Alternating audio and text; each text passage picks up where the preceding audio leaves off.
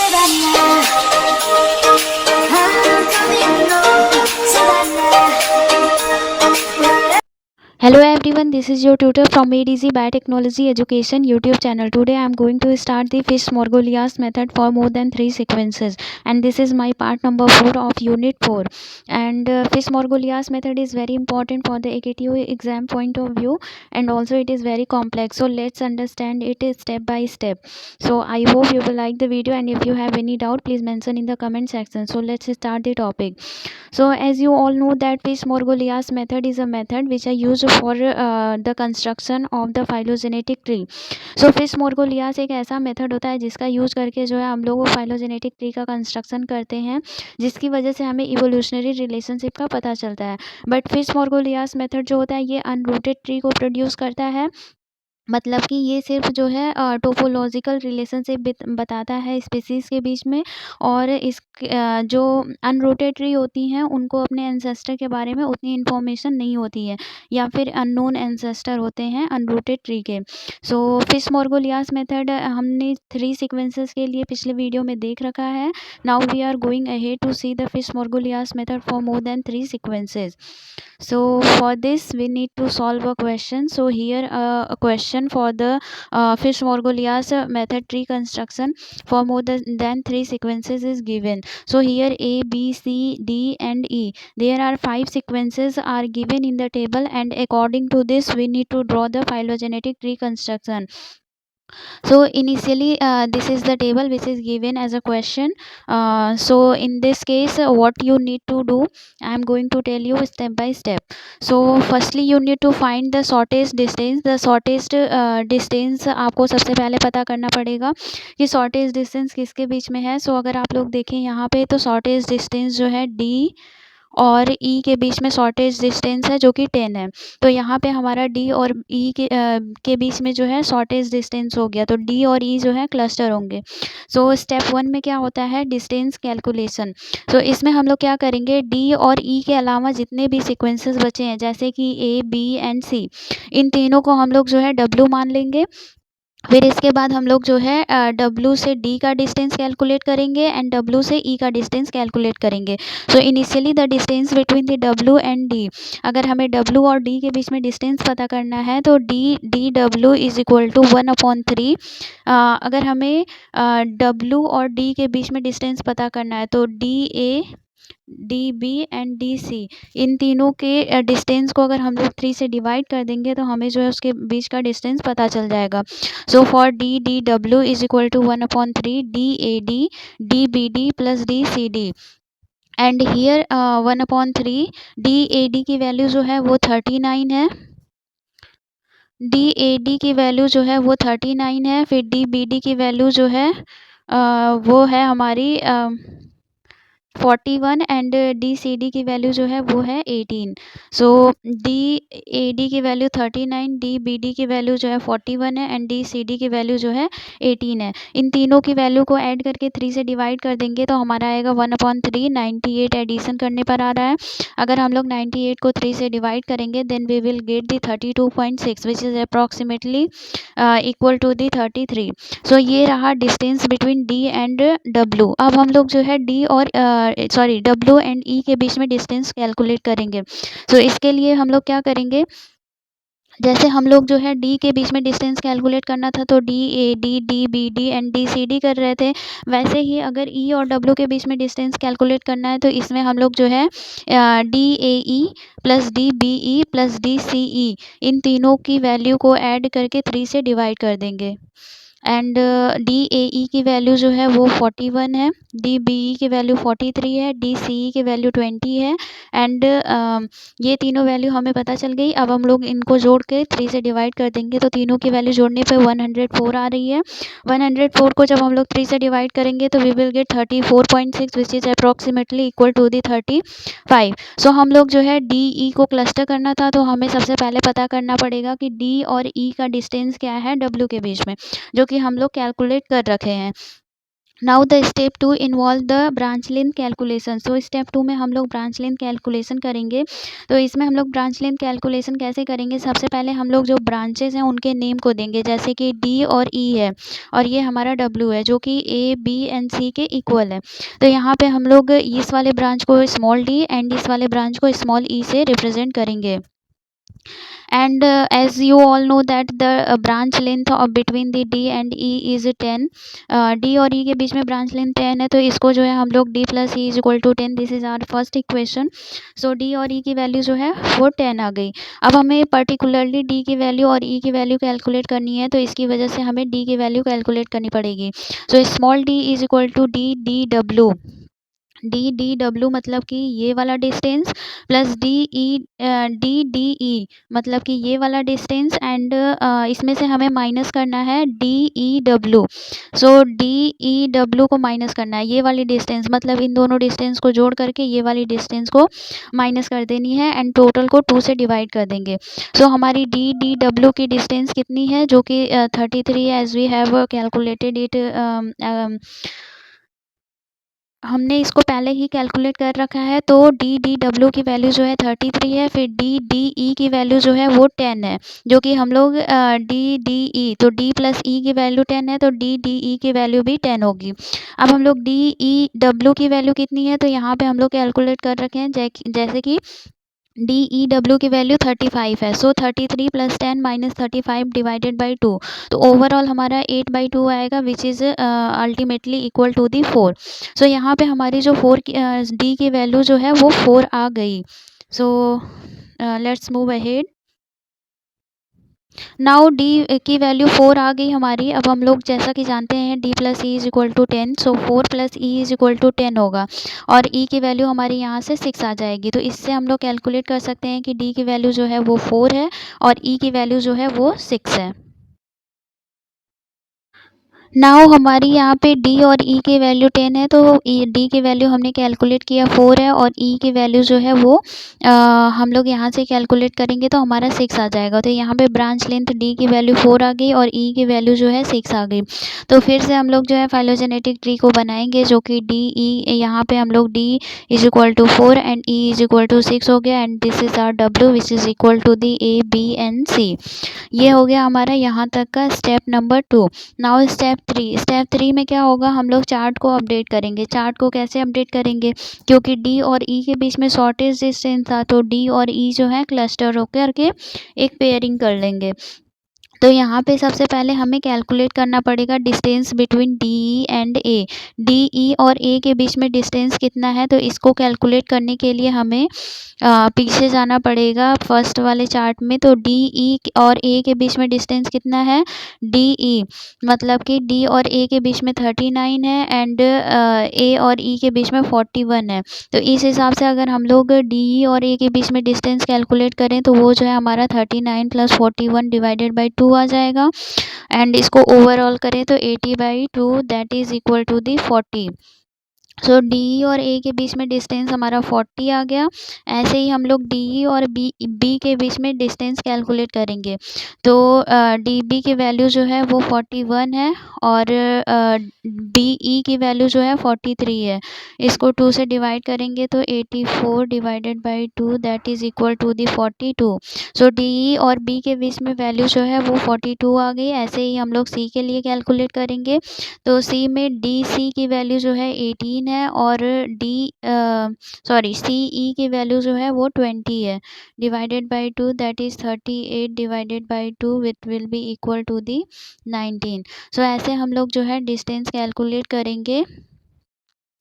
ऐसे ही हम लोग डिस्टेंस कैलकुलेट कर लेंगे डी ई और ए के बीच में, जो कि 40 आएगी, डी ई और बी के बीच में जो कि 42 आएगी and D E and C के बीच में जो कि 19 आएगी। अब हम लोग चार्ट को अपडेट करेंगे तो A B C and D E जो है हमारा वो क्लस्टर्ड हो जाएगा। तो डी ई और ए के बीच में डिस्टेंस 40 आ गई, डी ई और बी के बीच में डिस्टेंस 42 आ गई एंड डी ई और सी के बीच में डिस्टेंस जो है हमारी 19 आ गई।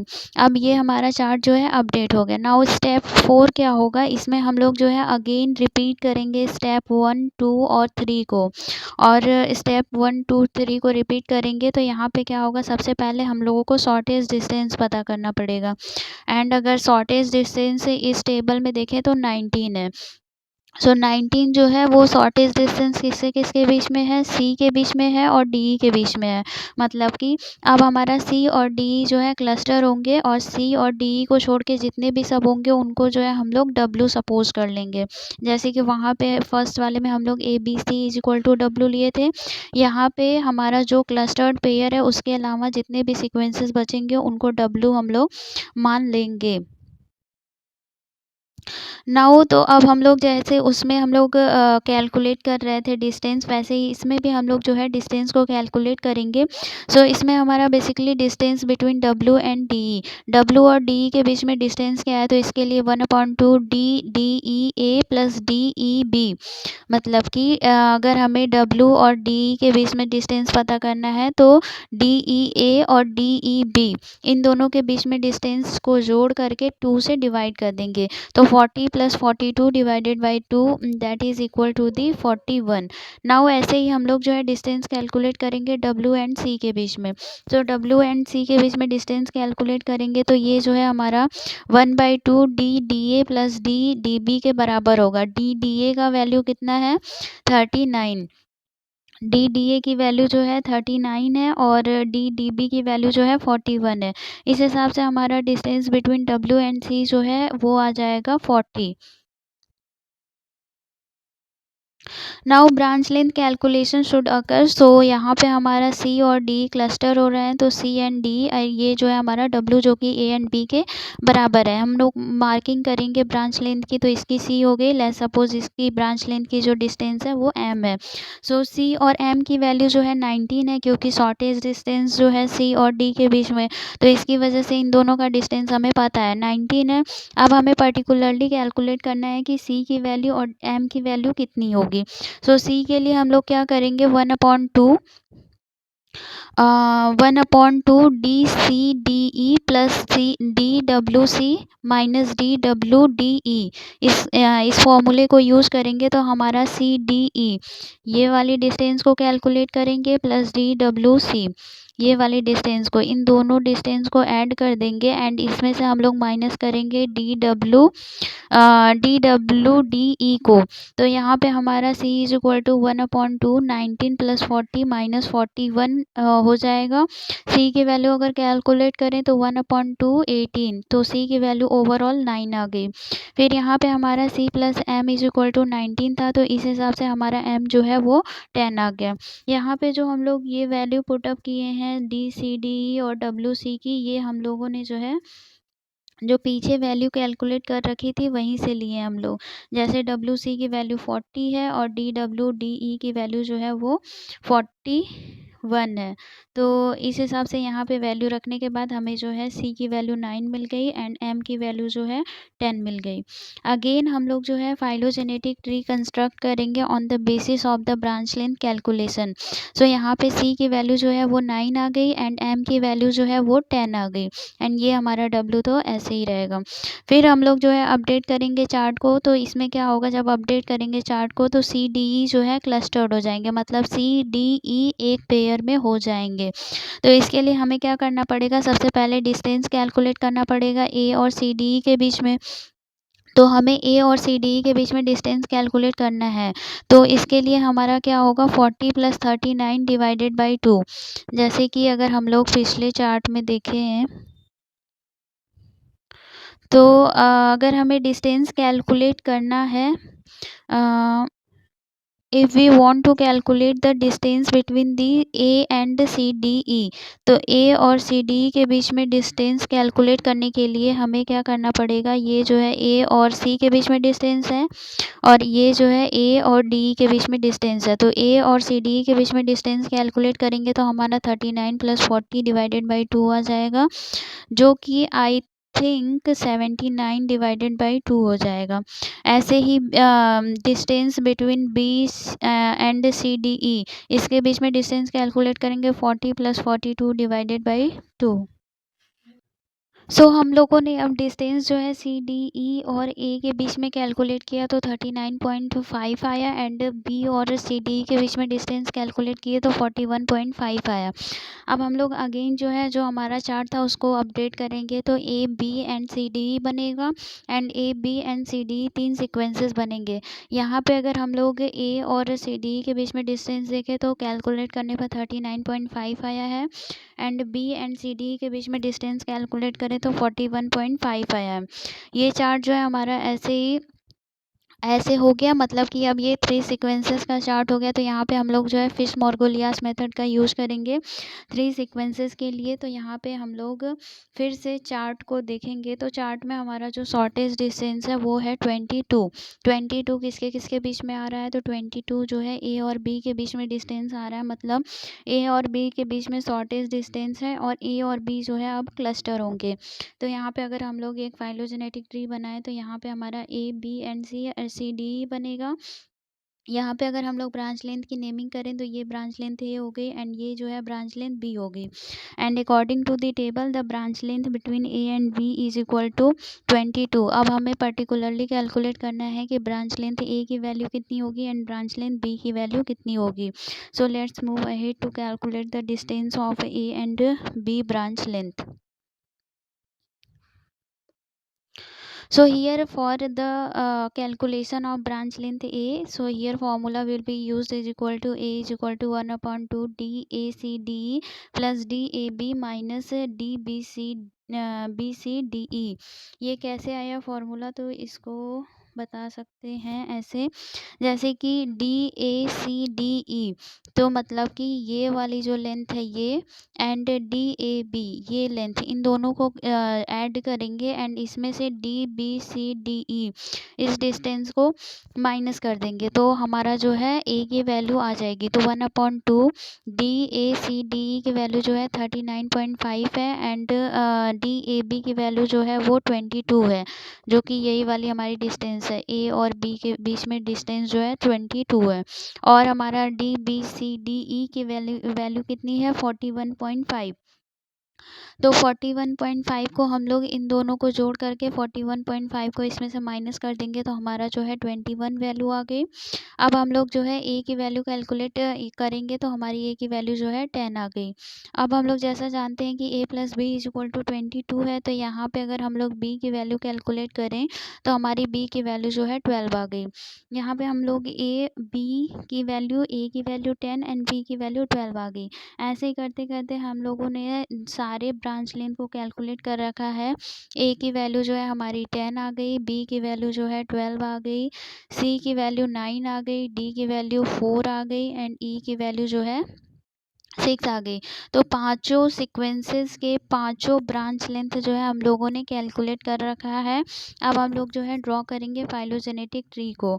सो as we all know that the Fitch Margoliash method produces the unrooted tree. So ये जो है अनरूटेड ट्री को प्रोड्यूस करेगा जब हम लोग फाइलोजेनेटिक ट्री का कंस्ट्रक्शन करेंगे।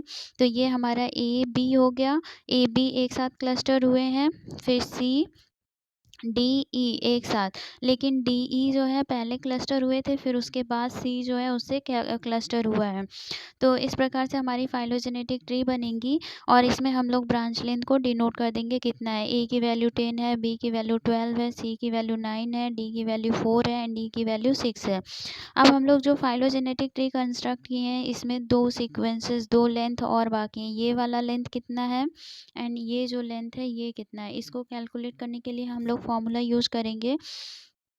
सो अगर हम लोग मान लेते हैं ये डिस्टेंस जो है x है एंड ये डिस्टेंस जो है y है। सो अगर हमें x की वैल्यू कैलकुलेट करनी है तो हम लोग क्या करेंगे कि 6 plus X plus 4 plus X divided by 2 is equal to 10। तो यहाँ पे हमारा 2x is equal to 10, x is equal to 5 आ जाएगी। सो x की वैल्यू 5 आ गई और y की वैल्यू कैलकुलेट करने के लिए 10 plus y plus 12 plus y divided by 2 is equal to overall ये जो है हमारा length 31। So 2y plus 22 is equal to 62, 2y is equal to 40 and y is equal to 20 आ गया हमारा। सो हम लोगों ने जो है x एंड y की भी वैल्यू कैलकुलेट कर रखी है। अब हमारा फाइलोजेनेटिक ट्री जो है ओवरऑल कंस्ट्रक्ट होगा, मतलब हर एक ब्रांच लेंथ की कैलकुलेशन अब हो गई है। तो हम लोग इससे जो है ब्रांच लेंथ को डिनोट करेंगे एंड एक फाइनल फाइलोजेनेटिक ट्री कंस्ट्रक्ट करेंगे। तो y is equal to 20, x is equal to 5, d is equal to 4, e is equal to 6, c is equal to 9, a is equal to 10 and b is equal to 12। ये हमारी total phylogenetic tree construct हो गई by using the Fitch Margoliash method which produces the unrooted tree. So I hope you will like the video and every step will be crystal clear to you. If you have any doubt, please mention in the comment section. And I hope every step will be clear to you. I put my 100% potential to make you understand these things. And Thank you so much for watching. Keep sharing and liking my videos. Thank you so much, and do not forget to subscribe my YouTube channel. Thank you so much. Take care. Bye bye. Thank you. I'm coming home, Savannah. We'll never be alone, Savannah. The beauty. And I am giving you the PDF in the description box.